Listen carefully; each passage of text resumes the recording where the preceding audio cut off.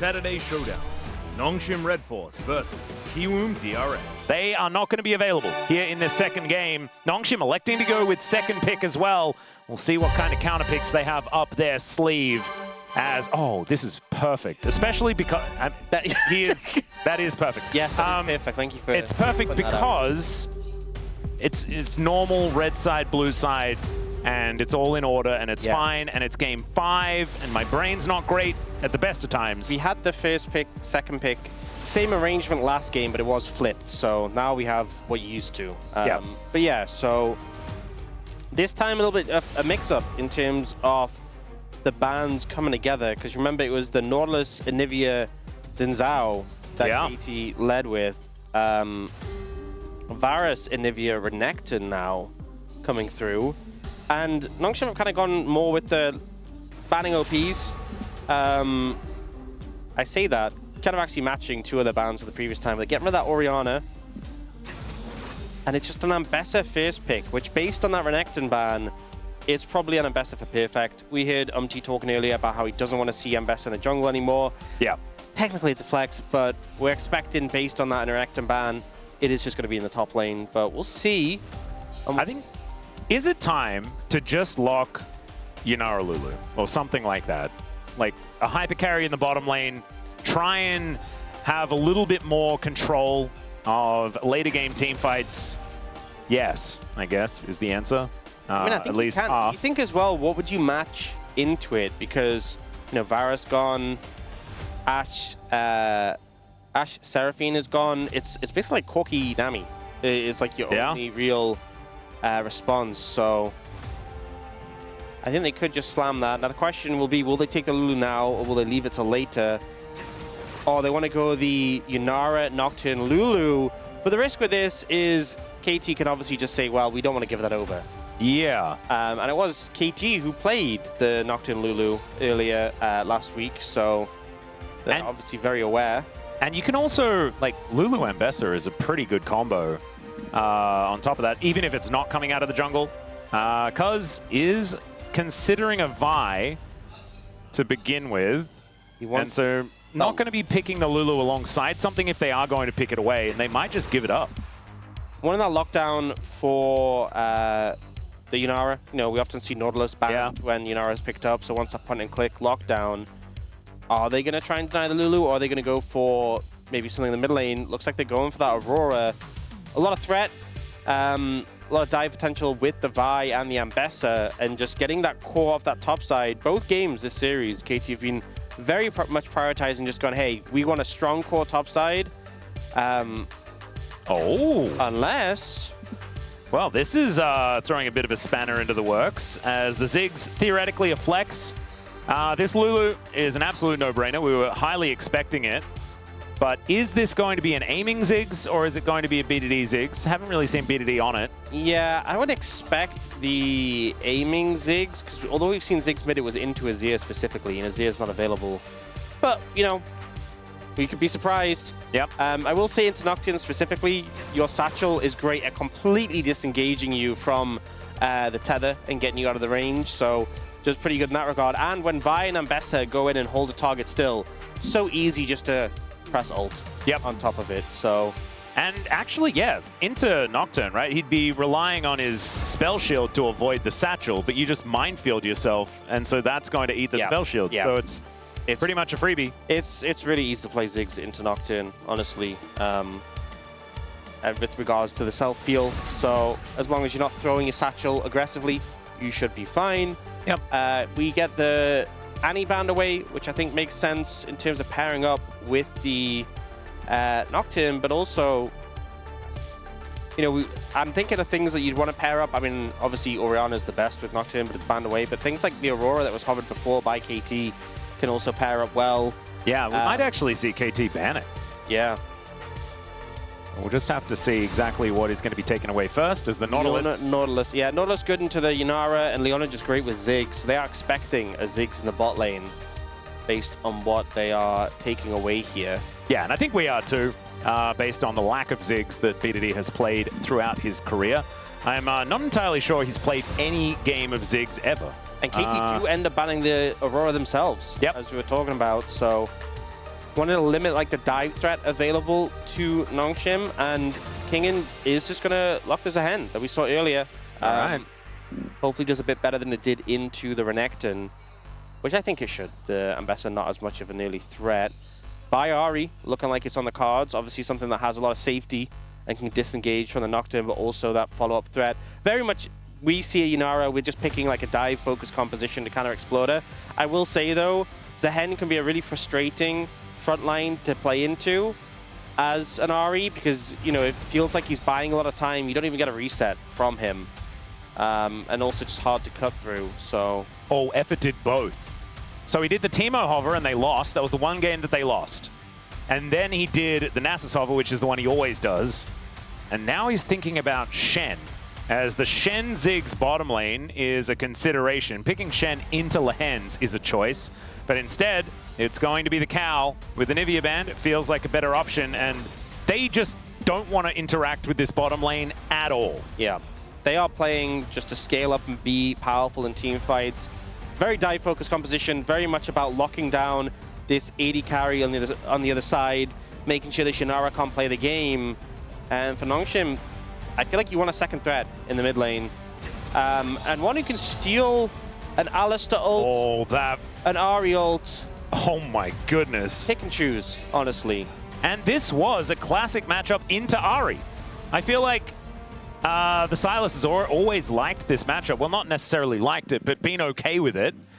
And now gets to take an Alistar ult. So Scout, absolutely going to try and take control of this game number 2.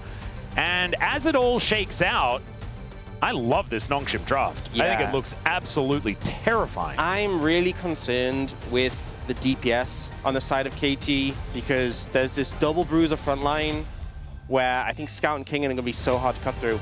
Kingen obviously just has a second health bar, and Scout might as well with the Alistar ult. And if you're putting so much effort into exploding the Yunara, even if you're successful, which, you know, you might not always be, even if you are successful, are you going to have gas in the tank to deal with this bruiser melee that's going to be encroaching on your team? I don't know. Yeah. We'll have to see. I'm a little bit frightened for KT's prospects here, but we'll just have to see what they can actually do. As obviously, if they manage to get the Wombo combo off, it is going to be devastating, right? But as soon as Nongshim can actually withstand that initial salvo, oh my goodness, I just don't think the KT are going to be able to do anything to this squad, especially the Silas. Let's get into it though.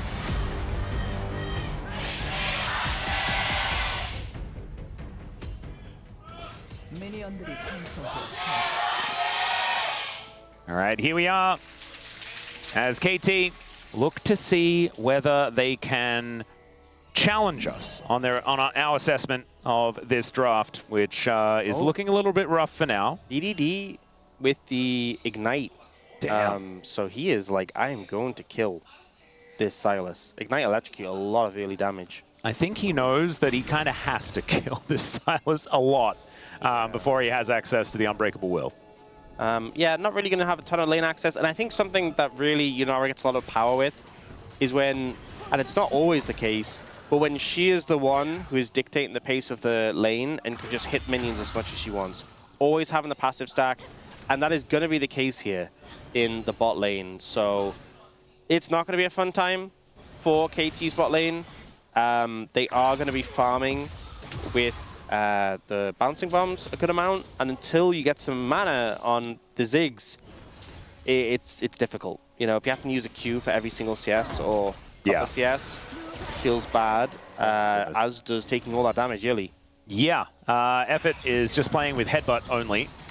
Needed to press heal to have some sort of other button. And Scout lands some chains here onto BDD. Good electrocute as a follow-up, though. And this is exactly what BDD built his Ahri to do.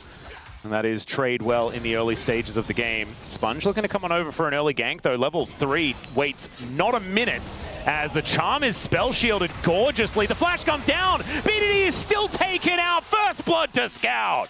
Just a beautiful chains as well to follow the flash there from Scout. Everything connecting. And I think the charm onto the Nocturne was a mistake. I mean, it seems inevitable that he's just going to spell shield that off the rip, so maybe a wasted ability there to give him that extra attack speed. Yeah. So much so that you dropped your pen lid on the ground. I was so stunned. Yeah. As was BDD. Indeed.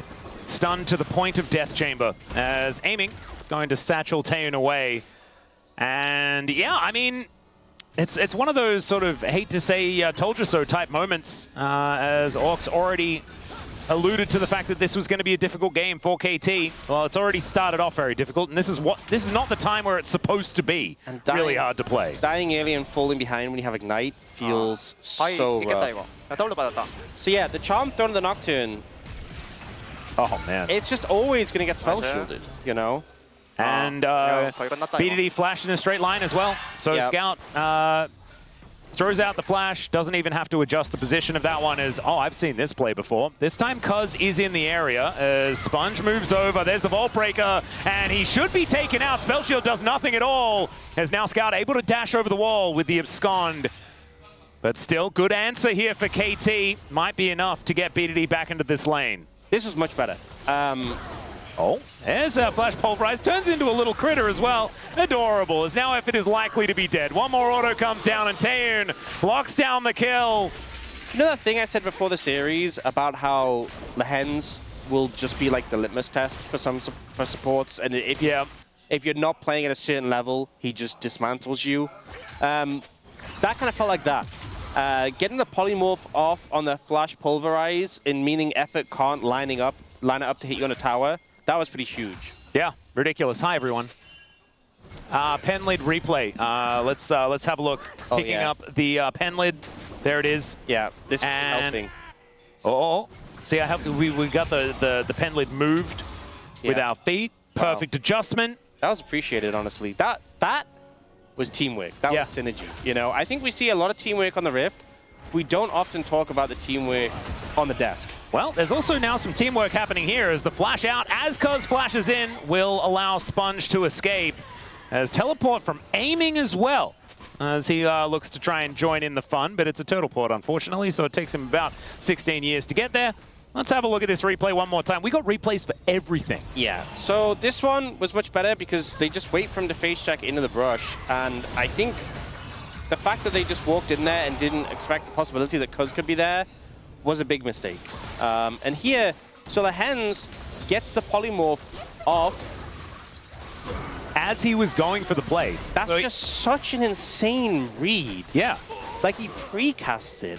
Yep. That's actually so insane. He just like knew. He just read him like a book. That's actually such an insane play from the hens. And the thing is, because he's slowed when he's in the polymorph as well, he couldn't like get behind him enough to knock him back. Just crazy. Like, you know, Lulu's on a champion, you think about like, oh, like mechanical expression, but that was insane. And it's always been Lehens that's been phenomenal at this champion as well. For many years, it's been one of the picks that he's really found a lot of mastery with. I know a lot of people think of him as the Singed guy, the Elise guy, even the Yuumi guy. But his Lulu's been phenomenal. And showing that still. I'd be so tilted if I was Effort. What do you mean he polymorphed me? Just as, Yeah. Was I that obvious? flashed! Yeah. Yeah. It's not supposed to be all that reactable. As Cuz, with Cease and Desist now available, looking to try and challenge Scout, who does have the Spirit Rush. So it is going to be hard to lock down this Silas. Right now we do have a big CS lead for BDD, though. As Scout looking to try and get into position for something here, but Orbit Deception is scary amounts of damage with that Electrocute alongside. So BDD still holding down the fort here in mid. Chain Lash starting to do some work, though. As BDD misses a cannon. Yeah, zoom in. Thank you very much for that one, Jonah Strong. He's up in farm, but missing that cannon, Yeah. not a good sign. Yeah, Scout is up in vibes. Yeah, 100%. definitely. And it's not even close. As And I feel aiming. like when you're playing a Silas in a game like this, you can fall like 30 CS behind, and you just kind of like, Yeah. you look at the ult, you're gonna be able to steal later, and you're like, I'm good. Yeah, I'm still going to be immortal as I walk up to Effort and be a better version of what he's trying to do, because I'll have 5 extra levels. Kind of the feeling. As Effort only level 4 for now. That's the thing, is we don't often get to see the super leveled Alistar ult, but you gain more damage resist Yep. with the ranks, and like level 16 Alistar ult is disgusting. We just never see it on Alistar because Nope. he never gets to level 16. There used to be that time before the headbutt Trinity Force interaction change where we had Alistair top. Oh my god, that was obnoxious. Just the most uncounterable. You know what the meta was possible. then? I remember, because way back then, I was actually playing top lane a bit. Yep. The meta before then was AD Nidalee top. Oh yeah. And then the Sheen Alistair came out, and it just completely annihilated the AD Nidalee, because Nidalee would walk up to auto and you just headbutt auto. Yep. And there was nothing you could do. But like, what a vile meta that was. And like, actually, it wasn't just to counter Nidalee. It was to counter actually any champion ever in the game ever. It countered everything, but I'm talking specifically like AD Nidalee was like, hey, you can't counter this, and then countered everything. Yep. God, that was silly. God, just those are some of. That was like 2013 League of Legends, I'm pretty sure. Or 2014, maybe? I think 2014. Yeah, because that was when Legacy went to Gamescom. And didn't do all that well, but that was the time. Man, yeah, do not miss those times. No. Sponge is not going to miss the Dragon either, as he's looking to take that one down. 700 gold is the advantage for Nongshim, but it looks like that mid lane gank was enough to at least get KT within touching distance, as BDD wanting to hit that charm, but gets the flash. I think the threat of the Ignite just adds so much to like a charm in that situation. Like knowing the healing reductions there, the extra damage, just means Scout has to play so much more respectful. So good pickup there. BDD just constantly trying to have pressure in this lane. And both solo laners having a good amount of pressure here. It's only really bot lane that is in a bit of a deficit. Yep. But I mean, now aiming, you know, level 6, has the ultimate in a pinch if you want to clear out a wave, has Lost Chapter to be able to just wipe away waves. And he's also not the main character in this game, right? He just wants to be getting as much money as possible at this stage of the game. They kind of knew that this was going to be a lane that they weren't able to actually challenge. You say aiming's trying to get as much money as possible. Yeah. At this stage of the game?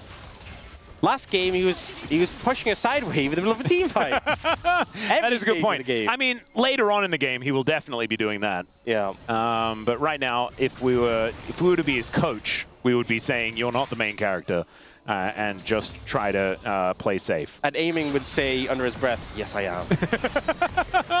And then no to most of those points.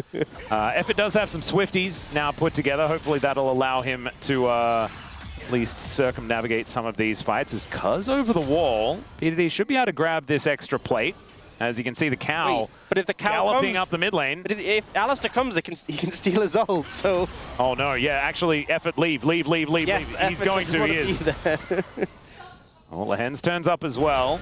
I was thinking it's like if they go for a 3-man dive and he just steals the Alistair ult, it's just, there's no way. Yep. I think Effort just needs to make sure he's never there for any team fights ever. That's the counter strategy. Oh, you know what actually the counter strategy is? What's that? You buy Zhonya's.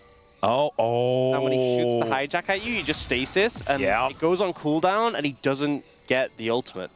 That is beautiful. Yeah. All right, yeah, that's what he needs to do. Can you also just buy a Banshee's Veil? Or a Verdant Barrier? Does that stop it as well? I'm pretty sure. But the thing with that is, it's very, like, he's not going to ult you when you have Banshees. Yeah, right, but that means he's not going to ult you. But they'll just wait for someone to proc it. But the thing with Zhonya's... Then he can Zhonya's. The thing with...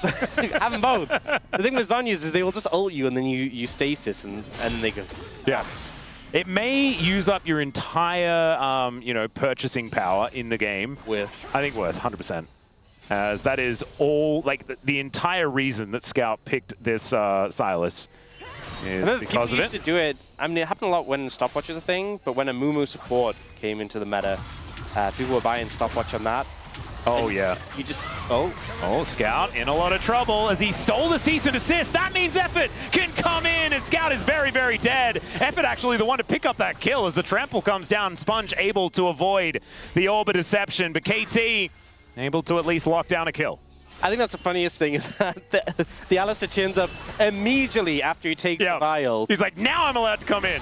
Speaking of Vial, man, Cuz is just kind of everywhere. Still, King in with the double pullback. That looked real sexy, but I don't know about this one as he goes down to the passive. Now Taeyeon makes his way in the Wild Growth as BDD able to use every single Spirit Rush to get himself out of there. But he is going to get evicted from the lane, and Kingin stays alive. Oh, but Amy's getting some time on the tower. You know he's enjoying this. Oh, yes. That is the Gold King at work. No one else here. And Ox, at least he did pick the correct skin. Pool party Ziggs, as we all know, absolutely correct. So nicely done there. Gets some spare time as Scout. Tries to clear out this mid lane and gets punished. Yeah, so I mean, he just grabs a vial to like, I'm going to have something to try and turn this around. And it can make you ignore the CC, but then Alice is there like a second later. And it's like, oh man, I would have loved that. Yeah. And Cuz then beelines to the top lane instantly. You saw it. Just as soon as he dealt with Scout, he's out of there. And now KT with pretty considerable leads in every lane except for bottom lane. And it's a very KT thing. And maybe it's going to be something that they can play around. The problem is, I just feel like this is not the time where Nongshim is strong. You know? Oh, no, Lehens. Lehens might be really dead. This time wasn't able to set up the polymorph because the cow was unseen. And Cuz is the one that locks down the kill. And Lehens, yeah, a little bit of a scratch to the forehead there. As once again being caught out of position just a little. Yeah, but that solo warding ends up immediately getting punished for it. Nice angle from Effort, to be honest. Finding a way to just circumvent the route that Lehens had, getting behind him. So a nice easy pickup there. Well played. And they have a good amount of vision set up already in that area, you can see from KT. So Dragon coming up now. They go for another reset on the back of that and get some buys in. You know, Aiming just picked up Ludens as well. Big spike for the Ziggs. Yeah, and there's only 3 plates left in that bottom lane. Slurkle flies over, and there are control wards all over the place. KT are going to get pushed out, as Effort is unseen over this wall, but Nongshim will be able to regain some control of the mid lane. The thing is, the kill pushes it out. The kill on the Lehens gives gold, but it doesn't really give anything in terms of burning resources. And they go for that late reset, and Nongshim got to push in and regain some control. So now it's them with more control of the area. Level 11 for Scout, big deal on that hijack. Yeah, he does need to grab a high-value ultimate. Well, Mega Inferno Bomb do a fair bit of damage to the bottom lane here of Nongshim. This Hextech Dragon's actually kind of hurting them as well as Kingin looking to come in. They do try and get the combo down as there's the Paranoia, and the Grim Deliverance is fantastic here, but it's the Nocturne that goes down first. Kingin gets exhausted as Taeun just barely, finally will be going down as BDD locks up that kill, and now KT are on the warpath. It's a triple for the Ahri, and Scout, yeah, he's unkillable, but he can't kill them. And over the wall he goes. It's a quadra kill for BDD. The cleanup is there for KT. BDD getting kill after kill after kill. And the momentum just never really went into Nongshim's favor. We see as the fight starts off, the engage from KT is what's decisive. And Scout takes Alistair ult, but never even really contributes to the fight. He never really even uses the ult on the offset. So Kingin ends up going forward, going in. But it's him and Sponge who get focused down, and Effort soaking a ton of damage, his front line soaking a lot. Taeun goes in and just gets targeted. And as this happens, BDD's just cleaning up members. And Scout still has the ult, by the way. He only uses it then. Yeah. He's just kind of on the back foot the whole fight. Never really got stuck in, and then by that point it's already over. And especially into an Ahri, you know, you want to be on the forefront because you have that Alistair ult to make you a harder target to cut through. And like BDD's gone Storm Surge as well. He's gone for this. Oh my god. Yeah, it's staves. He's just building as many staves as he possibly can. And now Nongshim taking a fair bit of damage here as Aiming, laying down this poke. Hextech Minefield is there, but Shelly should be taken here by Nongshim. Although Mega Inferno Bomb comes down, there's the Paranoia. Sponge is able to lock down Shelly and does have Flash. Will have to use it if he wants to get out of this pit. Will pick up the eye, but I think he's going to sacrifice himself for it as BDD throws down the ulti. They do take down Cuz, and now BDD could be in trouble. The flash over from Scout, and he cannot get to the blast cone. Effort tries to get himself out of there as now it's Perfect taking the Scout train out of there, and Nongshim will find themselves a fight. This one was a lot less coordinated from KT, and they didn't get that same momentum. But he's not able to get the resets and just a little bit scattered when they went for the initial engage. I think that's really where you see Nongshim come alive, right? Taeun able to get some free hits in. We see good poke coming down from the side of KT, but when they go for this engage, you know, there's this flank TP ward coming through, which is posing a massive threat. Effort gets chunked out.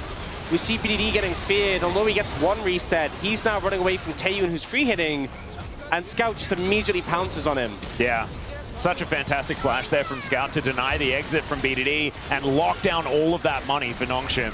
Yeah. Honestly, could have gone worse for KT. Didn't lose that many members, but they did lose the Herald as well. Yep. And a big shutdown from BDD. Well, Effort comes in, gets a combo here onto Sponge, who will have to use that flash in order to get out this time. KT still have a decent advantage. I mean, at this stage of the game, 2.5k is no small amount. But Effort cannot get out of this pit without a flash. Does have to use it as BDD. Oh, he is lurking.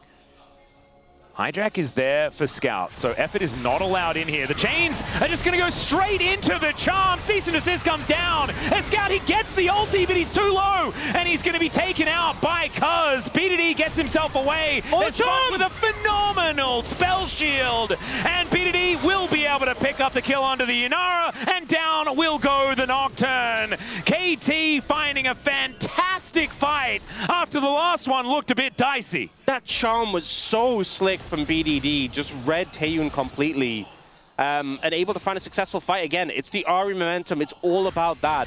Are you getting resets on this fed Ahri, yes or no?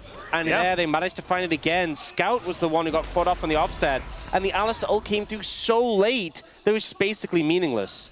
Yeah, and we were talking about it, you know, Effort just has to keep himself invisible until he doesn't really care about that hijack being utilized. And he's playing it pretty well, honestly. One thing as well is the Ignite and the Orb Deception.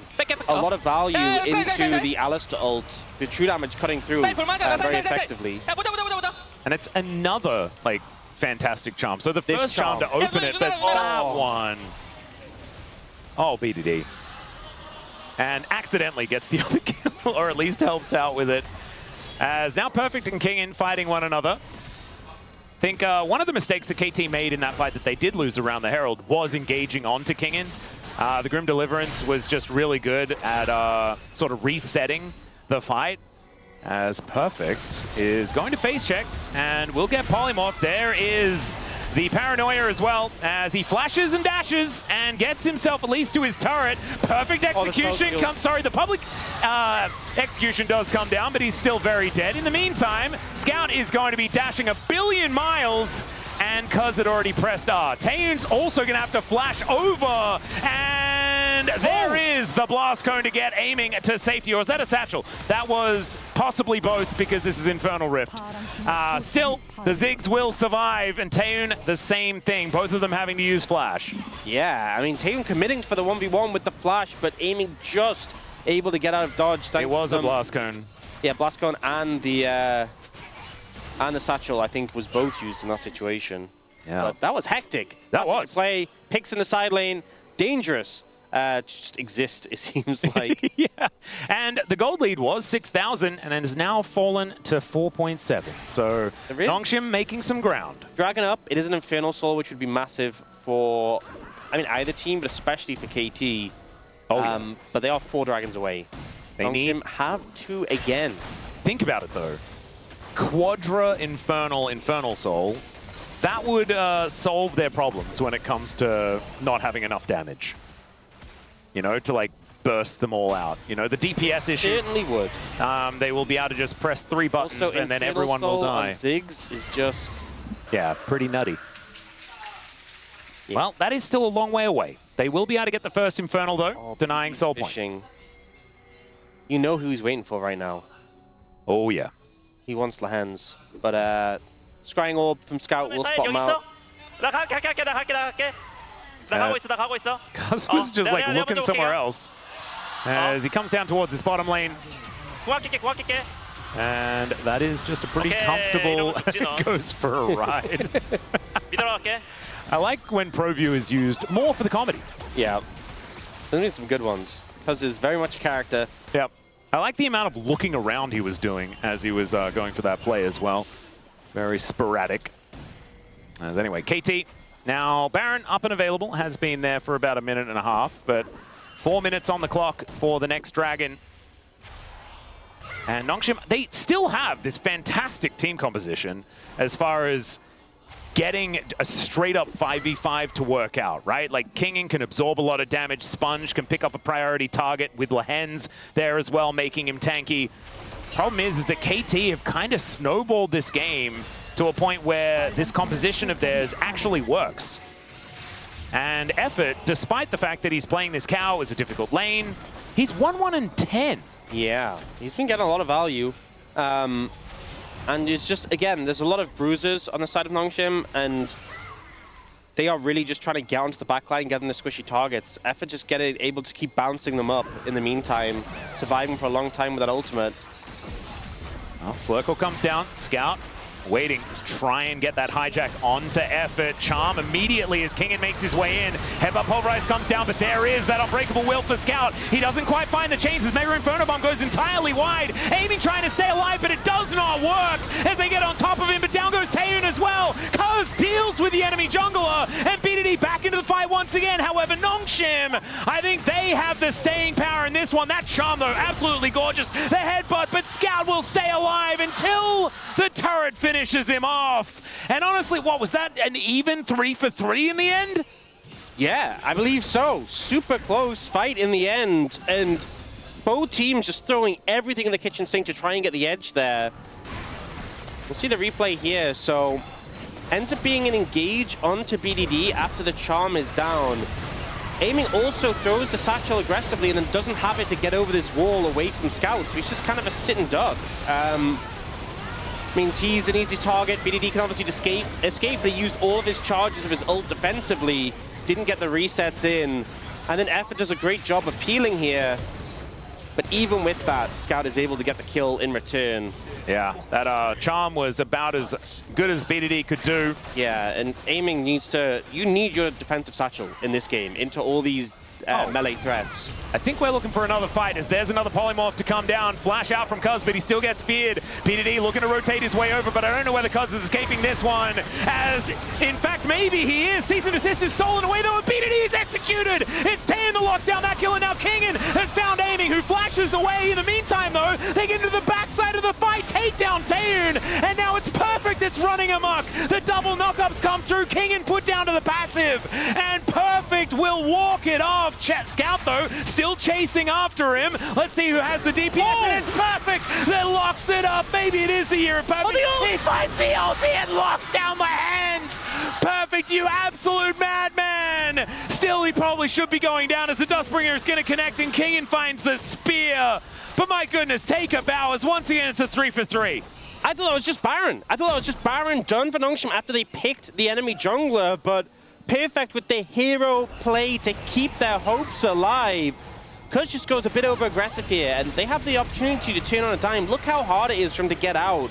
You know, gets feared here, gets pulled back. He's gonna dash, gets pulled back again. Eventually they're gonna go in. But they turn on the BDD with this great stolen vial, and he gets deleted. Yeah. Aiming gets a lot of damage down over the course of this fight, just throwing bouncing bombs over the wall. But it's Perfect in the mixer, who's just constantly getting value. And Effort as well, finding that Pulverize on top of the minefield. The fact that Aiming survived with like 1 health actually made a huge difference in this fight. Yeah, and honestly, Perfect saving the ult here, and he spotted Lehens, like his little hat sticking out of the brush, and when I can find him. He either spotted him or he didn't. Whoa! Yeah, that was my reaction, BDD. I think he just saw him briefly pop out the rush, and I'd like to give him credit. I'd like to give him credit, because that was absolutely insane. Nongshim are just going to start Baron, though, I guess.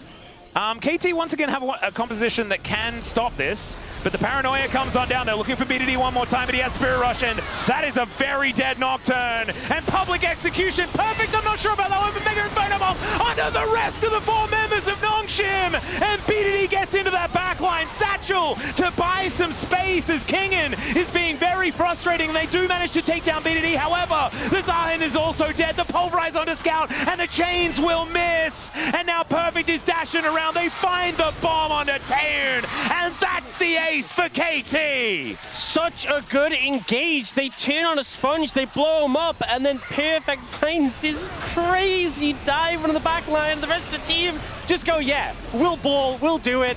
And they manage to only lose 1 member. Oh my God. They're just the best team in the league. I think they might be. And look, if they win here, they will definitely be first place, at least. I mean, this was just great peel, Effort, and BDD taking them out. And then Perfect just finding the 80 carry in the mix, nearly dying, but setting up all this damage in return for the Viari to go through. And the exhaust onto Kingen as well, actually so important to make sure that he doesn't get that damage down. And Cuz living here, by the way, like dodging these skill shots. Yeah, no, that he didn't even need to, and they still would have won incredibly convincingly. As meanwhile in live, we've got another fight brewing. As all right, let's see whether KT can do something about this Dragon. Soul point here for Nongshim if they are able to secure it. Obviously, they just want to win the fight, though. Headbutt Pulverize is going to connect as they look to engage onto the Zehen. It is going to be Sponge that takes down the Dragon, but the Zehen is also dead. And now Nongshim just trying to get themselves out of there with their prize in hand, because takes the massive journey towards Taeun, who cannot buy the space, and the bottom lane is just eviscerated. The rest of KT with their Baron should be able to destroy the structures of the Nongshim. I mean, with the Ziggs as well, it is easy pickings. Oh, yeah. They honestly might actually be able to just end. It's 30 seconds. They do so much damage to these structures. Yeah, and how are Scout and Sponge supposed to clear waves, right? Like, they're melee. They're going to have to try and commit onto something, find an angle. I just don't know whether they can. As now, can you hijack something that's going to work? Sponge is just dead. Nothing that he can do. And Scout dashing on in. He does at least buy some space with the arm guard and looks to try and distract the minions, but it's not going to work. Perfect is going to be fighting, and BDD wants to take it down. And KT pick up a 2-0 against Nongshim to claim sole first place. You know, I think we got so used to BDD popping off last year, and he hasn't popping off this year, don't get me wrong. But Perfect, this player has leveled up like 18 different levels. Yeah, so that's what's crazy to me. Do you know what vibes this team is giving me? It's like 2020 Damwon vibes, where it's like they just win through topside so hard, and the bottom lane, it just kind of facilitates and allows the top lane to obliterate. And it's just, I don't know, it worked so well then, why can't it work now? I guess is the way that they're thinking. Aiming still doing massive amounts of damage in this game. You know why? Because he built real damage items. And he played Ziggs. Yeah. This is such a weird world we're living in. The world where KT gets a clean 2-0, and actually there's kind of nothing to see here. But we were denied our 6 games. True. Cuz going to pick up player of the match. I think like you could choose a lot of people for player of the match in this series, but I think the Pantheon game was unbelievably strong. Yeah. Even if that scoreline doesn't necessarily sell it, he took control and salvaged what was a really difficult time. I think everyone had...